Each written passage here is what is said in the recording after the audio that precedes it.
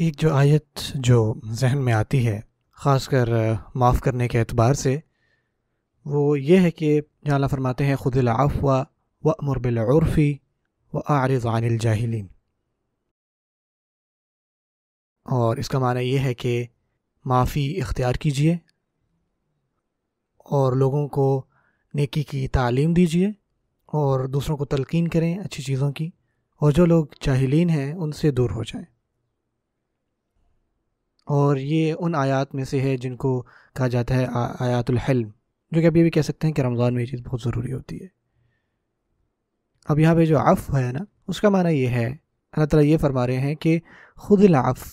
دوسرے معنوں میں جب آپ کو غصہ آئے تو یہ اپنے اوپر لاگو کریں کہ آپ برداشت کریں۔ ایسا نہ ہو کہ آپ دوسروں میں کمیاں تلاش کر رہے ہوں تاکہ آپ ان کو کوئی بات سنا سکیں کہ آپ ان سے بہتر ہیں، زیادہ سمجھدار ہیں، زیادہ علم رکھتے ہیں، جو بھی ہو سکتے ہیں۔ ان کو معاف کریں، ان سے حلم سے کام لیں،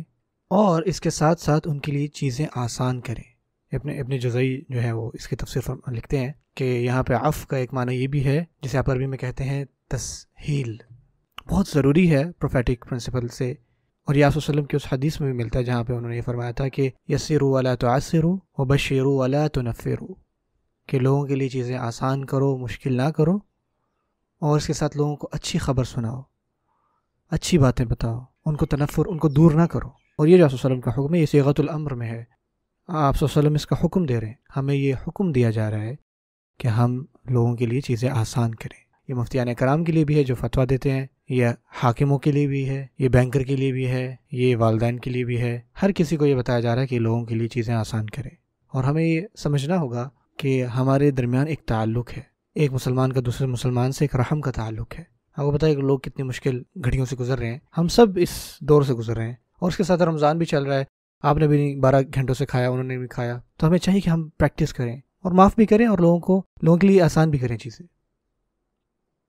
اور ابن جزئی جو ہے وہ کچھ اور معنی بھی دیتے ہیں اس کے، اور وہ یہاں پہ لکھتے ہیں کہ اس کا معنی یہ بھی ہے کہ زکوٰۃ کے فرض ہونے سے پہلے ایسا ہوتا تھا کہ ایک خاص مقدار لے لی جاتی تھی، یعنی جو آپ کو لگتا ہے کہ مناسب ہے وہ لے لیں، اور ان کی جو ضروریات ہیں وہ ان کے پاس ہونی چاہیے، ان کی اماؤنٹ، کبھی بھی کسی شخص کو اتنی تکلیف نہ دیں، یعنی ان کو وہ ضرورت تھی اور آپ نے وہ چیز ان سے لے لی، ایسا نہ کریں۔ اور پھر آیت ختم ہوتی ہے وَأَعْرِضْ عَنِ الْجَاهِلِينَ، یعنی اگر کوئی وقت ضائع کر رہا ہے اپنا،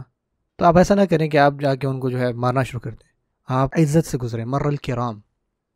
قرآن جیت میں آتا ہے وَإِذَا مَرُّوا بِاللَّغْوِ مَرُّوا كِرَامًا، یہ عباد الرحمن کی ایک نشانیوں میں سے ایک نشانی ہے، جب وہ گزرتے ہیں کسی بھی لغو بات سے جہاں لوگ اپنا وقت ضائع کر رہے ہیں تو وہاں سے وہ کرام کے ساتھ گزر جاتے ہیں، ٹھیک ہے، یہ اس سے بحث کرنے نہیں لگ جاتے۔ اور یہ بھی ایک دعوت کی حکمت کا طریقہ ہے کہ آپ اس سے لوگوں کو بلا رہے ہوتے ہو، بجائے یہ کہ آپ جاؤ اور ان کی انسلٹ کرنا شروع کر دو اور ان کو باتیں سنانا شروع کر دینا اور ان کو یہ کہنا کہ سب کچھ تم ضائع کر رہے ہو۔ یہ بھی ایک دعوت کی حکمت ہے کہ آپ کرام شو کروائیں بجائے یہ کہ آپ ان کو جا کے ذلیل کریں، اور یہ بہت مؤثر بھی ہے۔ اور پھر وہ لکھتے ہیں اللہ تؤاخذ الناس السفہاء بسفہائہم، دوسرے لفظوں میں ابن جزئی فرماتے ہیں کہ اس کا معنی یہ بھی ہے کہ جب لوگ آپ کہہ لیں کہ بدتمیزی پہ آ جائیں تو آپ بھی پھر ویسا ہی برتاؤ نہیں کرتے ہو بار بار ان سے، یعنی انہوں نے کچھ کہہ دیا آپ کو ایسے جو کہ صحیح نہیں تھا، یا انہوں نے ایسا کچھ کر دیا ہے، کوئی ان کا ایسا فعل ہوا ہے، وَاحْلُمْ عَنْهُمْ، ان کو حلم دکھائیں، جنٹلنس دکھائیں، ٹھیک ہے نا، رحم دکھائیں، معاف کریں۔ یہی فرض کی وہ بات ہے جو یہاں پہ امپوز ہو رہی ہے،